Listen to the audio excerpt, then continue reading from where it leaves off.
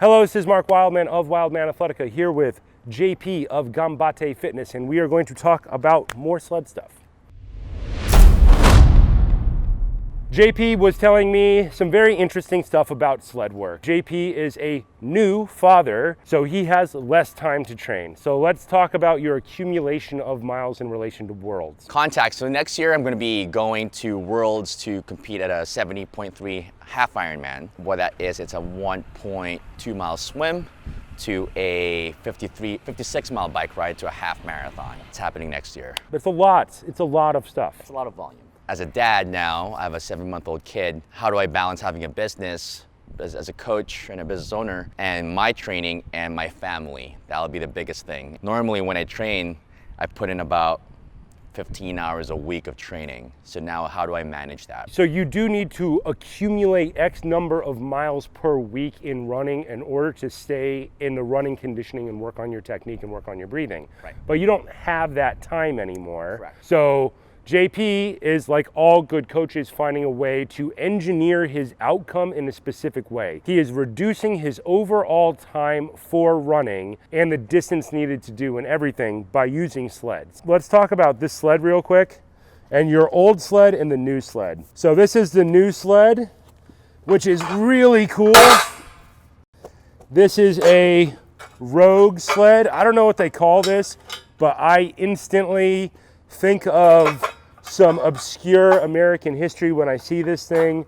There used to be a group of people called the Voyageurs, which were a combination of French and Native American that lived in what we now think of as Michigan, in that area for several hundred years. And they lived in a place that had very deep snow. And when they traveled in winter, they would travel with a toboggan behind them, but not like a toboggan that we think of. It was very thin. It was meant to follow directly behind them through the forest, so it was less than 12 inches wide, but long. So the second I saw this, the first thing I thought was, Voyager toboggan training, because that is the type of historical nerd that I am. This is his good sled now. What is the difference between your good sled and this older sled? Well, my older sled is dying because I would do some serious mileage on it. It's not as efficient because there's more surface touching the ground. It's bigger, the more surface touching the ground, basically more drag for me. So this thing is just a big old piece of, what is that, 8-inch steel stock with a bend on the front, 2 steel points, a post to put weights on.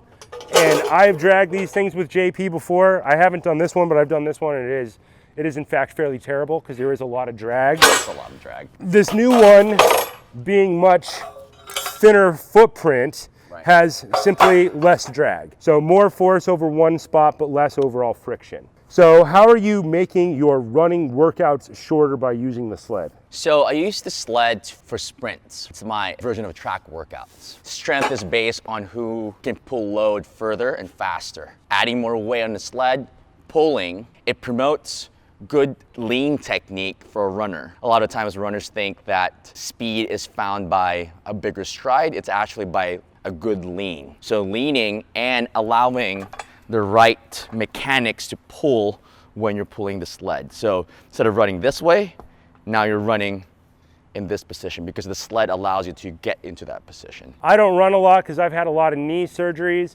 I kind of only run a lot when I'm here and I'm running with JP because I know I'm getting the good coaching. I just don't have that much stuff left inside of my knee, and eventually I'll run out of miles. But I do like things like sleds because you can get more work in the same amount of time, or you can get more work in less time by adding weight to the sled system. So let's drag these things or something. Now right. You gonna get the sexy one? No, you got the sexy one. I get the sexy one? You talked about your knees, bro. Oh, okay. So this one is a carabiner on big, what is that, 2.5-inch strap. Yep. We're going shoulder to shoulder here, and we drag. Yeah. Yeah. So yep, just walk. There you go. So lean to it. So it's working your posterior side, right?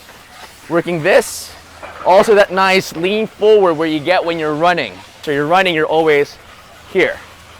Everyone talks about the core. Core is not necessarily here, it's actually here. The stronger backside you have, the stronger front you get. How's that, bro? Good. Smooth, right? You want to Yeah. You want to pull back instead? Yeah, let's pull back. Okay. So this part, my favorite. So you know how Mark talks about his kettlebell swings, about the hinge in the hip and then hip explosion? We get that in the sled as well. We get it by getting into that shape, kind of like your kettlebell swing. That shape, pull. Shape, pull. Mark, go for it. Yeah. So obviously it's too light for Mark. There you go. Woohoo!